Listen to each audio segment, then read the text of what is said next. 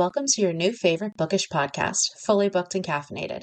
I'm Kelsey, And I'm Heather. and today we have our monthly bonus episode, Bookish Banter and More, where we discuss the other books we've been reading this past month and whether we recommend them, and also our other favorite pop culture obsessions. This is January's recap, so it is currently the 94th week of 2024, but somehow only the beginning of February. Let's talk about what we're drinking. What are you drinking, Heather? Actually, though, been the longest week of my life. I It's don't know been the why. longest January ever. I was at work the other day and I was talking to my coworker and I just said, this day, it feels like it should be 5 o'clock and it's only 11. I don't understand. This day's just dragging. That's the 9 to 5 life, baby. I know. Since we're recording in the evening, I'm treating myself to a nice mango cart beer, which is so good. One of my favorites.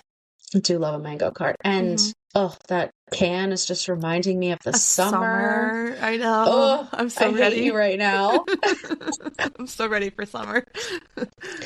Well, I got my Nespresso shipment yesterday. So I had a new pod this morning. It's one of their specialty ones. I don't know what it's called, but it's like hazelnut biscuit or something. Well, I that know, it's sounds very fun. fancy. It was very delicious. I had that with hazelnut creamer.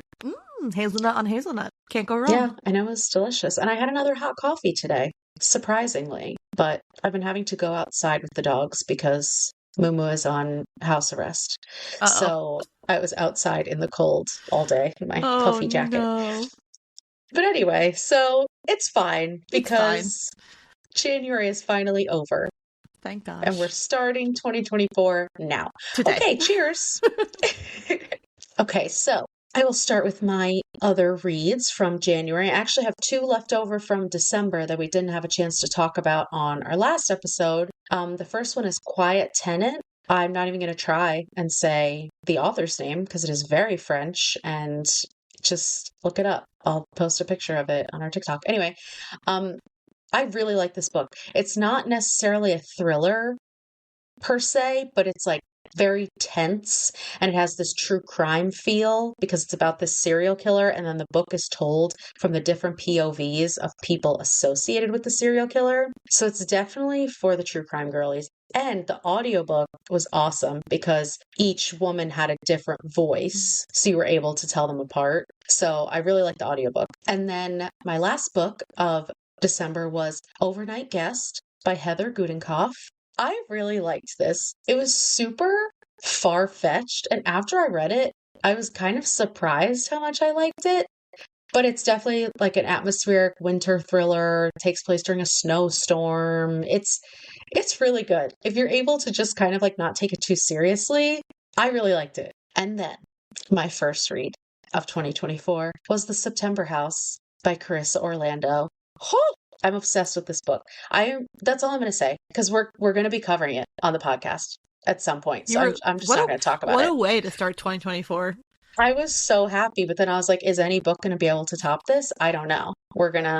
Stay tuned. We have 12 months to find out, but I can't wait to reread it so that we can cover it on the pod. But anyway, so next I read Bright Young Women by Jessica Knoll. I didn't love this, but I think it's because I was expecting something different. It's so different from Jessica Knoll's usual tone, and I love her usual tone. So there was that. And then I thought it was a little scattered, like the timelines are all over the place. I do think people will enjoy this book, especially with the true crime feel of it. It just wasn't my favorite.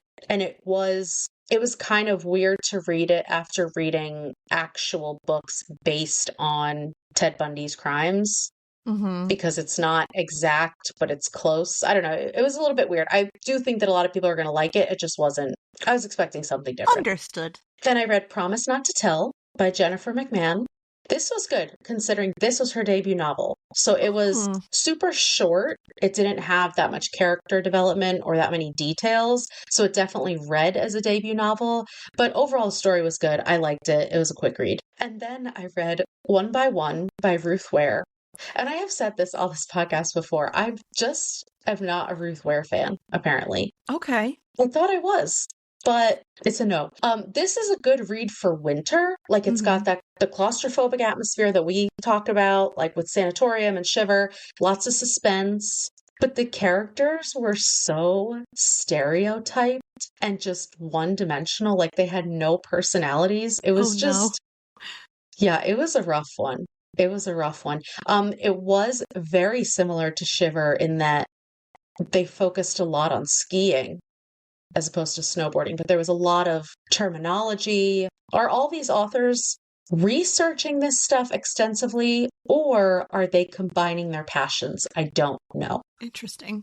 Yeah. Then I read Still Missing by Chevy Stevens. This was super dark, emotional roller coaster. It's about this woman who was kidnapped and held hostage, and then she escaped. And the book is told through her talking to her therapist after she escapes. And all of that was really good. But then at the end, they add in a twist. I felt it was for no reason. Like, I Mm-hmm. felt it was kind of unnecessary, and it just kind of like took away from the buildup, but it definitely shows that Chevy Stevens can write a very, very dark story. This was also her debut novel, so in my opinion, her books have gotten a lot better. I know you like her. You've talked about other books that you've read by her. Yeah, she's definitely, it's the same kind of vibes as like a Karen Slaughter or Jennifer Hillier. Not the same as good. I don't think that the stories are as detailed or as developed, but it's that same kind of like feel. So I think that's why I like her a lot. Mm-hmm. And then I started When We Were Animals by Joshua Gaylord,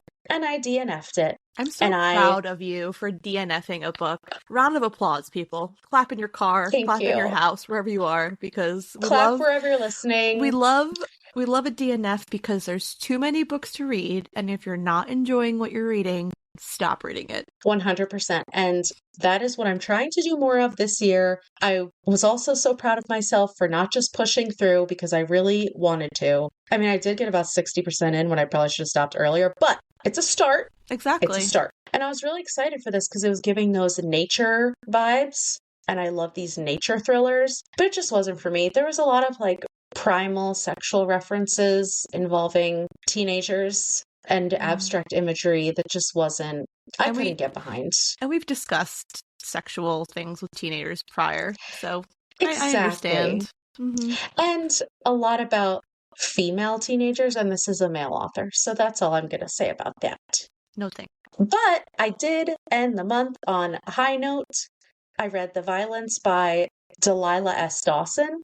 I love this one. It's about three women who are basically in this cycle of abuse and survival, and then there's a pandemic that allows them to escape their circumstances. And Mm. that's all in the beginning. And that's like what the blurb says, Mm-hmm. but that's literally just the beginning of the story. And then there's this super like unexpected plot, all these crazy events take place, lots of fun characters. It was not what I expected at all, and I really, really liked it. It is very dark. There's like a 3-page trigger warning at the beginning Oh, because there is a lot of okay. talk of abuse and abusive relationships, but of course it has a happy ending. So anyway, so Lisa ended on a high note this month, and I know that you have quite a few books to talk about. I do, but can we confirm, was September House your favorite read of the month? Oh, absolutely. I'm so Just sorry. Yes, no, it I just wanted to was confirm. Just wanted to absolutely. confirm. I thought maybe it was the Josh Gaylord book, but I just wanted to like confirm real quick. That was a close second, but we're going with September House. But yes, I somehow am back. I'm back, baby. I'm back. I am reading Ooh, multiple books another round of again. applause. I'm reading multiple books. Now I'm on 3 different platforms. I am reading physical books, Kindle books, and I am now officially an audiobook listener. So I'm getting through them more so than We I love to was see 6 it. months ago. I also have one from December that I finished on New Year's Eve, actually. If I remember correctly, I finished Okay. this on New Year's Eve. Six of Crows by Leigh Bardugo, which was one of the Grishaverse books, but not Grishaverse. This one's The Crows. But definitely my favorite read of December. I know we're like, it's a month ago, but it was my favorite read of December. I cannot wait to read Crooked Kingdom, which is thick. She's a thick one, so I'll get to that eventually. Mhm. But Six of Crows was definitely very good. So for the month of January, I read Jar of Hearts by Jennifer Hillier. Speaking of, you just mentioned her before. I know you've read this book. Mhm. I enjoyed it. It's dark. It's Oh, very yeah. dark, but very good and very well written. I believe this is wait, maybe this is not. Was she the one that wrote Little No, we read Secrets? one. Yes, Okay, yes, so this that is was my for book second, club. and I really liked Little Secrets, so I Hmm. definitely want to read more of her work because she seems like a really good thriller, dark author. Yeah, The Butcher is really good by her too. Okay, That's a all good right, one. I will definitely, maybe I'll do the audio of that one. Hmm. I listened to Never Lie by Frida McFadden. No, thank you. Really? No, it Okay. wasn't. I did not like it. Okay. People seem to like it. It has a crazy twist at the end that I actually hated, and it made no sense. But, she's like churning these books out. So I sometimes feel like they're not as well tied together as other thriller authors we read. Not that I'm trying to knock her, because her books are still good. They Hmm. pull you in, and that says enough in itself. It doesn't have to be the most amazing book I've ever read. If you can hold my attention, then cool. But Yeah. I wasn't a huge fan of this one. A lot of repetitiveness in describing her relationship with her husband. Like she just Okay. says the same things every chapter, so it just kind of got boring in that part. But Hmm. I read the last book in the Chestnut Springs cowboy romance, Hopeless by Elsie Silver. It was good. Wasn't my favorite, but I still enjoyed it. Okay. And then I had told you I had joined NetGalley for ARCs, and I got a Hmm. couple of them. So the one that I read this month was Bye Baby by, I actually don't know how to pronounce her name, Carola Lovering? I'm not sure. Sure. She wrote that book Tell Me Lies or whatever it is. Did you read that one? I Mm-mm, think I don't I've think seen, so. I think you've read something by her. I feel like you have. I could be wrong. Okay. But so this was an I arc. must have not liked it. I believe this release date for this book is in March. So when it comes closer to the release date, I will do a full review of it for the TikTok of my complete thoughts on it. But it Okay. wasn't bad. It's categorized as a thriller. I would not put this in the thriller category at all, but I think her books are just in that vein. So, but this one really wasn't very much of a thriller. So I'm not going to give too much away just because it hasn't really been released yet. But Okay. we'll see. And then my favorite read of the month, you read last month or November, I can't remember, but I did the audiobook for None of This Is True by Lisa Oh Jewell. yeah. I don't care if you've read it, the physical book, go back and listen to the audio because it's so good. Honestly, this was the best audio I've listened to so far. Really? Because it's really cool when they do like the interviews and the podcasting. It's just the sound quality is amazing. You can tell that they're like trying to do like an actual podcast recording. And then Hmm. they had the same thing that you were talking about. They had two female readers. So one was for the one character, the one was for the other one. So you could Hmm. tell like whose POV it was. But hands down, I love this book. This was really, really So good. good. This was So really good. I like had to like keep listening to it. Like I bought more hours on Spotify because I had to like listen. I had to know what was going to happen. Yeah, because it really takes a turn. Like you Mm-hmm. think you know what's happening, and then Yeah. you're like, oh, this is escalating. Mm-hmm. Yeah. So that was definitely my favorite read of January. Okay. I like it. Mm-hmm. Mm-hmm. You're back in the game. I am back in the game. And I know that you have an upcoming release, which we have talked about several times before, but the time has come. It's coming out next month. Are you talking about The Women by Kristen Hanna? Yes. Yes. Oh, Yes. I literally texted you this morning of how happy I was that it was a book of the month choice. And I immediately Hmm. chose that and was like, don't even care about the other books. Just ship me this one, please. Hmm. Did you pick one yet or not yet? I did. I picked the thriller, which I wasn't that excited about, but the reason I did it is so that I could add on Butcher and Blackbird. There we go. Yeah, so I didn't want to skip another month because I would miss out on adding that one. I'm glad you were able So, to add on because sometimes I thought in the beginning when you like become a new member, they don't let you do add-ons right away. well, it uses a full credit. Yeah. Okay. Instead of being able to do like for $5 or whatever, it Mm-hmm. adds a full credit. But I skipped January, so I Mm-hmm. made up for it. There you go. Any other books you're looking forward to for February? Actually, I don't know if it doesn't come out in February, I don't think, but AJ Finn, who wrote The Woman in the Window, has a new book coming out this year, and I had no idea. I think that it is in February. I saw that on some list that It's I was called looking End of at. Story. Yeah. But I really liked The Woman in the Window, so I would love to check that one out because that book was really Hmm. good. But Yeah, yeah, and I I feel didn't. like I haven't seen much else from Yeah, AJ and I didn't Finn. It's realize been a while. that he had a new book coming out, so I was like, oh, that's fun. Yeah. Also, T. Kingfisher has a book coming out. It's called What Mm. Feasts at Night, and it's actually a sequel to What Moves the Dead, which I read at some point last year, and I really enjoyed it. So I'm looking forward to that one. And her covers are so cool looking. I actually really like her covers because I see like you posting them. Yeah. I've seen like them on like Bookstagram and like Goodreads. hmm Like I really think that her covers are really, it's really cool art. Yeah, it's like unique and kind of Mm-hmm. creepy, Mm-hmm. right up my alley. I like Exactly. it. All right, so how about book news? Okay, it's not really book news. There's been a lot of talk on Book Talk recently about diversity.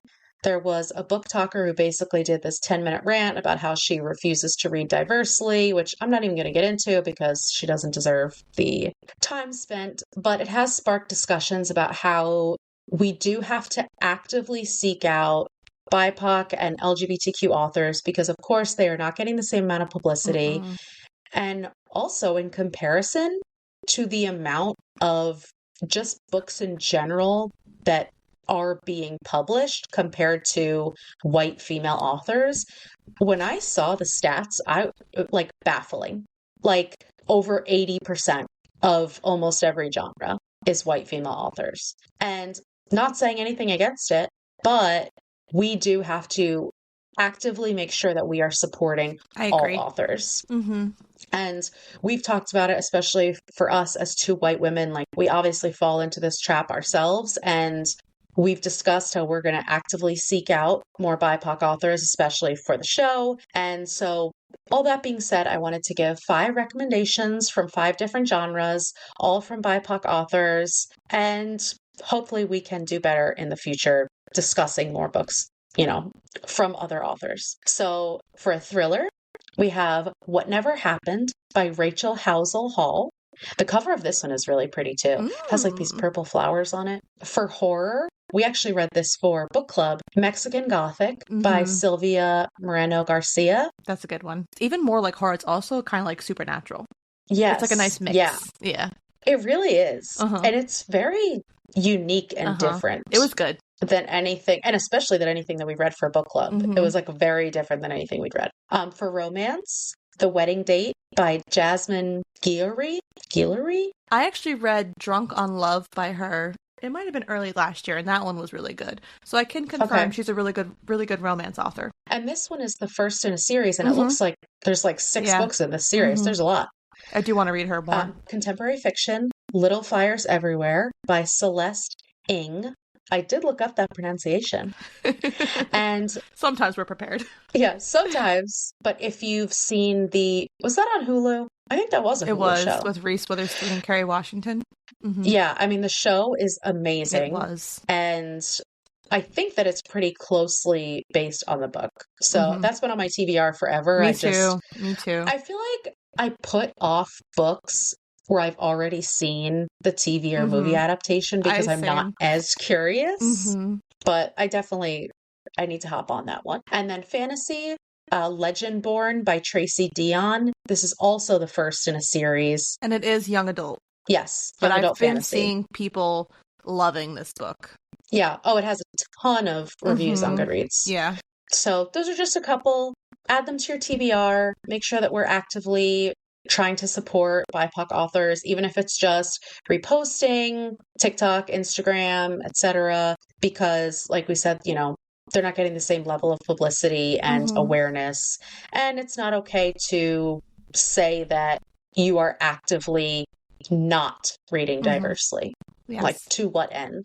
It's fucking stupid. It's not okay to be racist. That's what I'm trying to say. I agree. Also, I forgot, I do have I guess I don't know if it's book news, but you talking about TikTok videos, it made me think of something I saw recently. There was this author that went off on TikTok complaining about how everyone should always rate their books at least 3 stars because authors work so hard. They were like, if you're rating less than 3 stars, you're the problem. No, bitch, not really. Everyone's been like what is remixing it or whatever you call it on Stitching TikTok. it. There you go. Everyone's been doing that because they're like, you don't get to tell me how I rate a book. You're putting product out there. Your readers will review it how they see fit to them. Mhm. But And as long as you're leaving reviews in a respectful way, agreed. like reviews are literally the point so that other people can know if they want to read that book. Yeah. Like reviews wouldn't exist if they didn't matter. It's like when businesses can like delete all the bad reviews. Yeah. And I don't know. I feel as an author, why would you want to put yourself in that line of fire? Hmm. You're going to tell your readers and maybe your future readers, if you're not going to have them now, but if you were going to have them, that if you don't rate your book at least 3 stars, you suck, basically.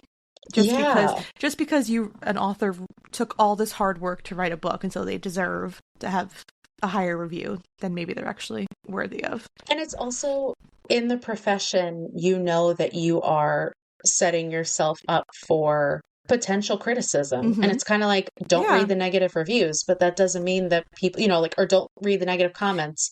People are still going to leave them. I Like, know. It's the same thing as being a movie director, an actor, a hmm musician. You're not going to be everyone's cup of tea, and you have to be okay with that to be in the industry. hmm I did think of one other thing that's been circulating around TikTok, which is very abominable. So there's this pretty famous author, J.D. Barker. Have you heard about this? No. So he's like a New York Times bestseller. He's done a ton of books. He's worked with like very popular horror writers. Like Okay. he's relevant. He's not Mm-hmm. just like, a new guy on the scene, whatever. So he was basically messaging girls, sending them emails and trying to get them to promote his books by sending him half naked Oh photos, no. basically like suggesting that he would pay for the photos, but they had to send the photos to him first for him to approve, and then he would decide whether he was going to use them or pay them or whatever. And there was like suggestions, and one of them was like, "Oh, you could be naked and have the book just covering like your naughty bits." It was so fucking gross. Oh no. And a lot of the girls that he was sending this to were underage. Of course they were. Shocker. Of course they were. I'm not remotely surprised. Yeah. So basically, the world is a dumpster fire. Continuously. Never ending. And that's why we need to read books to escape, To even though our escape books our are really real dark. world, because even the dark worlds that are fictional are better than the ones that we currently live in. Exactly, because then we can justify that they are fake. This is Uh-huh. why fantasy is so damn popular, because it's Mm-hmm. escapist. We need to get Mm-hmm. the hell out of here. Anyway, all of that being said, what other escapist forms do we need to discuss? TV, movies, podcasts? Hit me with it. All right. I'll start with podcasts because I don't have as many as I do TV shows. So there was 2 podcasts that I listened to this month. I'm not going to go into super detail about them. They were just interview podcasts, but I thought that they were really good. Selena Gomez was on Smartless. It was just a Okay. really, really good interview. She talks a lot about mental health. So, Okay. love that. The second one was Billy Joe Armstrong from Green Day was on Armchair Expert promoting his new Okay. album, their new album. And again, hearing, you discover these musicians and you know nothing about their backstory. You Mhm. just enjoy them. So he talked a lot about their early days in Green Day. And again, it was just super interesting to hear how they came about. And also, apparently, I feel so old. Like, Green Day's been around since like the early 90s. like the time of your life is like over 20, it's like 25 years old or something. Really? And I'm like, that was like my graduation song. Yeah. Oh my gosh. Yeah, so it also made me feel super old. But Yeah, yeah, don't love that. but it was a really good interview and it was really cool. Like he's been with his wife since Green Day began. So him and his wife have been together for a very long time and it was just I highly recommend, especially if you're a fan of Green Day. It was a really good episode. That's cool. Mm-hmm. That's really cool, especially because in the industry, it's sometimes very hard for relationships to stay healthy. Mm-hmm. For podcasts, I only have a couple of like one-off episodes. Tyson's Survivor podcast, he's actually doing an off-season kind of Yes, I listened series. to that. It's it's New Era Game Changers, and he had an episode with Bruce, which I Mm-hmm. was like I did like that. It incredible. was good. Yeah, and they've been talking shit about Bruce the whole not in Mm-hmm. a rude way, but just No. like in And a he oh like my God, and fun Bruce Uncle like Bruce. takes it. Bruce is like, it's cool. I don't mind. He loves it. He loves it. And then they did an episode with Gabler, I didn't listen to which that one was yet. Ooh, was that this week? This yeah, past week? Okay. yes, yeah, it Mm-hmm. just came out. yesterday, I think. And Gabler's just not who you would expect. Like he's just not the person, this like flighty person that he portrayed on the show. Like he is a super intelligent, super emotionally intelligent man. Like it was very cool to see that other side Nice. of him because I feel like the way he was edited, no one really felt like he Mm-hmm. deserved to win. Okay. And I don't know. So I think it will maybe change your opinion of him a little bit, which was cool. Cool. And then Johnny Bananas did an episode pre Traders before season 2 started where he had Suri on. Oh, no way. Yeah, and I was like, I'll listen to anything that Suri is Suri on. is doing. But it was cute because she was fangirling over him. She's like, I watched the Oh, challenge. I'm obsessed with reality TV. Like it was adorable. But she basically just talked about, her strategy for going into these games. And like I said, I'll listen to anything that she does. So I I enjoyed it. actually think it's very interesting that, which we both are watching Trader season 2, obviously, which by the Hmm. way, new episode drops tonight in 15 minutes. So in case So in case excited. you have no plans after this. And then but I thought it was really interesting that they did all reality TV show people for this season. Hmm. No like newcomers. It's just strictly all reality people. I thought that was interesting. I wonder why. I know, because I liked having people that weren't famous coming in to play the game with stellar reality TV stars that have like Hmm. played games. So, but Maybe Andy and I can't remember the guy's name. Maybe they were so emotionally scarred that Traders was like, we cannot do this again. We need reality TV people who are used to being yeah, backstabbed. this is true. That's a good point. Hmm. But yeah, this season is really good so far. Yeah, It's so outlandish and ridiculous. I so fucking love it. outlandish. But we Oh, love the Bergie. outfits. Loved Bergie's Bergie. the unexpected superstar. Mm-hmm. Love him. What other TV shows? We know The Well, Bachelor just started yes, The last Bachelor just week. started, which I love Joey already. I knew I loved Oh, Joey before going into this, but I truly feel like he is one of the most wholesome bachelors that they've casted that's not going to turn out to be terrible in the end. Like mm-hmm, Clayton, kind of a dick. Zach, kind of a dick. They all kind mm-hmm. of, their trajectory wasn't great. I see Joey kind of being like smooth sailing. I think that Yeah. he's going to be a really decent guy throughout the entire series. And they said it on Love to See It podcast. Like, you can tell that he grew up with sisters. Like, Mm-hmm. the way that he treats the women, the Yeah. way that he uplifts them, the way that he, like, worries about them. Mm-hmm. So you could just tell that he knows women, Mm-hmm. which is like something that not a lot of the past No, bachelors have they done. don't. Which, okay, speaking of, I obviously didn't like Pilot Pete on his episode of The Bachelor, but I But I kind of love like him him in on I love him Traitors. in Traders. Same thing. And that was kind of He's how so it was with smart. Ari. I didn't like his season of The Bachelor, but I loved him in Traders. Yes, that is so Yeah. true. I forgot about Ari, but yeah, Mm-hmm. I also really liked him on Mm-hmm. Traitors. Yep. Okay, so basically, if your career is ruined for being on The Bachelor, try and get cast on Traitors, It'll and you can save it. fix everything. It'll save everything. Easy as that. I also watched The Trust on Netflix. I need to start that. I remember It's seeing so juicy. and I remember I was actually going to text you about it because I was like, this is up our alley. And then Hmm. everything gets lost for me, mom brain. But I do really want to watch that. Yeah, it's juicy. It's so basically the concept is however many people go into this house and they already are splitting a cash prize. Mm-hmm. So they're already walking away winners, but they have to split that cash prize evenly. And so then the whole season is just they have the choice to start voting people out if they want. So they can either like ride it out to the end or they can start backstabbing each other. And it's just, a new kind of social experiment. Is the Absolutely entire loved it. series up? Yes, Okay. now it is. Cool. I also watched 2 docuseries. The Prison Confessions of Gypsy Rose. Oh gosh. I know we're tired of hearing about her. I'm tired of hearing about her. The show was, well, first of all, it was done by Lifetime, so it wasn't done Yeah. that well. It was like jumping all over the place. I was like, can I get a chronological? Can I get timestamps? I don't know what's going on. They featured her husband like a lot. Could have done without all that.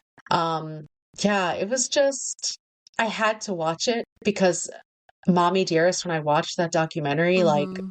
holy shit, because you can see both Yeah. sides. Like, yes, she's not a murderer, but she assisted in murdering her mom after a lifetime of abuse. But now that she's out and she's on like her press tour, she's living. How is she making money off of her crimes is I my don't know. question. I don't know. It's like Casey Anthony all over again. Exactly. It's well, at least she served some time, I but know. At least there's that. yeah. And then I also watched the American Nightmare documentary, which everyone is talking about What's that on? Netflix. It's only 3 episodes on Netflix, and it is very good. It is very Okay. infuriating, Hmm. but it's very good. It's based on the Gone Girl case, which I feel like we've Oh. listened to like podcast episodes about. I actually don't know that I've ever listened to anything about that. They might have done it on like MFM when we used to listen. Okay. So once you watch it, it kind of jogs your memory a little bit. Okay. I'll have to check that one out too. What else Oh, are you well, watching? I'll finish my reality before I talk about the one scripted series that I watched. I have officially binged Love Island season 7, Mm-hmm. Love Island season 6, and Mm-hmm. Love Island season 5. All in the month of Nice. January, and I'm also halfway through season 4. Oh And my also, God. can't forget, Love Island All Stars started on Peacock this week. And yes, I am fully Uh-huh. caught up. Well, January was 94 weeks long, like we said. I am just cruising through these. I have 3 more seasons to go, and then I'm fully caught up. And you damn well know I'm starting Love Island Australia season 1 as soon as I finish all these UK ones. Oh my gosh. I do kind of wish that I had watched all the seasons before All That's what I Stars was trying to do. I because was I don't trying know. so hard. But, like, so I knew who Georgia Seal was because she was on X on the Beach, the snow one. Mm-hmm. And then Mm-hmm. Georgia Harrison was on the challenge. So I knew Mm-hmm. them. I knew everybody else, and I just don't know the season 1 people. Hannah and Lewis, and then Josh. I Yeah. just don't know anything about them, but I'll get to their series eventually. But I knew everybody else because I've been watching all the seasons. Mm-hmm. I love how on Love Island All Stars, when they're introducing them, they show like their cringiest moment from their Uh-huh. season. Yeah. So good. I So have, good. and I know that you watched Love Island season 5 this month because I Mm-hmm. told you had to. Do not understand how Tommy and Molly did not win. I don't understand it. It's not possible. Like it's not the guy, what was his name? Tommy? No, the one that Amber was with. Greg? Yeah. He just came in the house a week ago. But I think that Amber had a really big following. I think that Yeah, people she said she were gained like 2 million yeah, no people, and I followers. think that's why Amber. And I don't get me wrong, I loved Amber. She definitely it Hmm. took me a while to really like her, but then I loved her by the end of the season. I think that people just really liked her, and I think that they wanted. Yeah. I think it was more her than her relationship. Oh, absolutely. If And it I don't came think down to anyone really thought relationships, they were going to Tommy and Molly last. should have won. I'm obsessed with I them.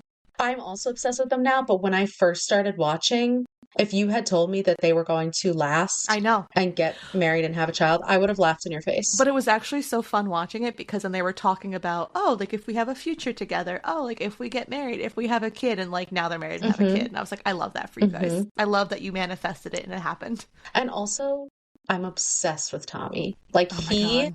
worshipped the ground that she walked on. One of the best males on Love Island ever. I was like, what? How are you single? Why are you on this show? I mean, I obviously, know. it was all meant to be, but like, Especially being like a professional sleeper. athlete. And I feel like athletes are usually meh. He was amazing. Hmm. And being that hot, I Mhm. mean, he's a hot man. Uh-huh. And him and Curtis just had the Oh my cutest God. relationship. They should have won. They should have won the money. Their You friendship know what? should I have won the gotta money. tell you though, not as much on the Love Island US seasons, but the men friendships on Love Island UK is otherworldly. They're Hmm. affectionate with each other.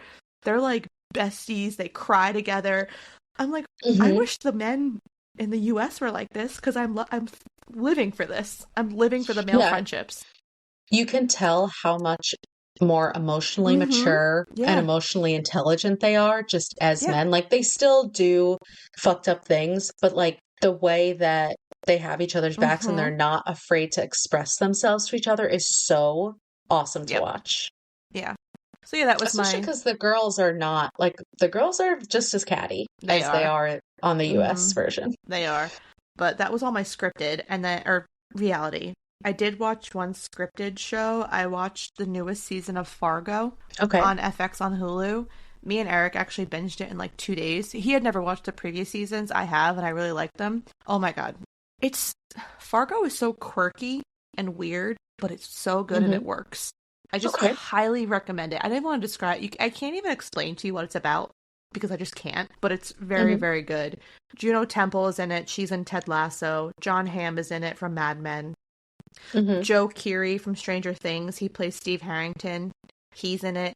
And he plays... What genre is it? Like, is it a comedy? Is it what is it? Just a drama? It's a drama, but like dark comedy as well. Okay. So it's kind of, yeah. The situations are just so far-fetched that it makes you like, you can't even understand it. But the casting is always really good. So I highly recommend it. If you like weird, quirky shows, I recommend Fargo. Okay. I like it. I think I didn't watch anything scripted. The only other thing I did, we went to the city and I watched Harry Potter and the Cursed Child. That counts. On Broadway. And it was very good. I enjoyed it. I don't think someone who doesn't know the story of Harry Potter would really enjoy it as much, which I think is kind of like unfair. Like just, you know what I mean? Like it's just not a story that you can really follow as much. But the performances were so good, especially the teenage boys. Good. Harry Potter's son and Draco's son. Oh my God, so good. It also, we got there and I was like, wait, is this going to be a musical? Because like it's on Broadway. It's not a musical. Not all Broadway shows are musicals. Like I saw of Mice and Men on Broadway. Clearly that wasn't a musical. Oh, okay. Well, I've only seen really like the Disney ones, and those are all musicals. So I was like, are they about to like burst into song right now? That would have been great. So confused. I know. But then they didn't. So, but yeah, that was really good. All right. So, book question. Yes. Do you want to go first? Yes. So, in honor of us finally doing ACOTAR, my question for you, and this cannot be your answer, what is a popular book or series that you haven't read yet that you want to?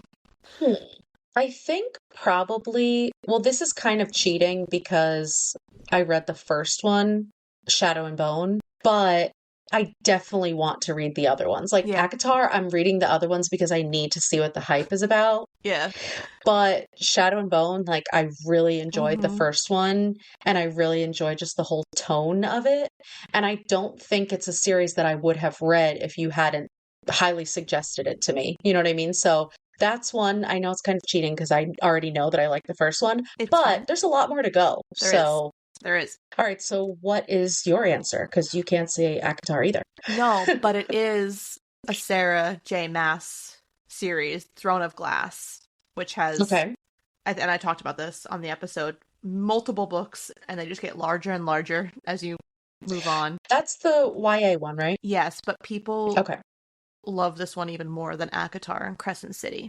So I very much, I have the first like 6 books. I just haven't started it. So I think I have too much on my plate. So casual. But I will. Have the first 6 books, but I have not read them yet. So yeah, but them, and that's all that matters. I will at least read the first 2 this year. I can promise that. I'll circle back. I'll circle back at the end of the year. That's good. It's February, so you've got time for me to I do. Follow up with you. Yeah. And now that you're back on your reading game, you can do it. Okay. My book question. I want you to open up your Goodreads right now and tell me how many books are marked on your want to read list. Oh no. You don't want to know. Hold on. 648. Oh my God. Okay, that's way more than I have. I'm baffled. 648. 648. Heather, how many books did you read in January? 7. Okay. So for the next 100,000 years, because you have to factor in how many you're going to add to your TBR before then, coming from the person who's just casually said, well, I have the first 6 books, but I haven't read them yet. Okay. Mine is only 352. So I like almost double yours. Yeah. But okay, the worst part is I have another list on my Goodreads, which is books that I've purchased because I have made the mistake of double buying books, Oh, I didn't especially know if I you could bought do them on that. my Kindle. You could make like an Yeah, extra you can list. make another shelf. Oh, okay. So I have a shelf titled Purchased, and that has 125 books on it. Oh my God. And we So, both have a but problem. it's so satisfying when I read a book that's not from the library, like one that I've actually purchased, and I can mark it off that list. It's so satisfying. You're like, yes, success. And then I go buy another book. Wow, I'm just shell shocked by your number. Oh, Yeah. that's overwhelming. I have anxiety right now about it. Okay. I'm sorry. Anyway, is there anything else we have to cover? Because you gotta get on your Gotta list. You go gotta go read. read all You these gotta go. 600 books. I'd have to read like a book a day for the next 2 years to make a dent. Yeah, but like for the next 3 years to account for new books coming out. Yes, exactly. Oh my gosh. Well, at least now you're reading on 3 separate I know. platforms, so It's you are helpful. going to make a bigger Yeah, dent. I really will. Wow. All right. I won't keep you from your books any longer. That's all we have for you this month. If you like what you heard, please make sure to follow, subscribe, and rate and review the podcast on whatever platform you're listening on. If you have any book recommendations, don't send them to us. We have too many books to read. But if you have questions for us, you can email us at fullybookedcalfpod@gmail.com. Also go and follow us on our socials. That's where we'll post our upcoming reads. We're also posting more in-depth reviews. We are on Instagram and TikTok at fullybookedcalfpod. Thanks for checking us out, and remember, If you need us, we're fully booked. bye! Bye.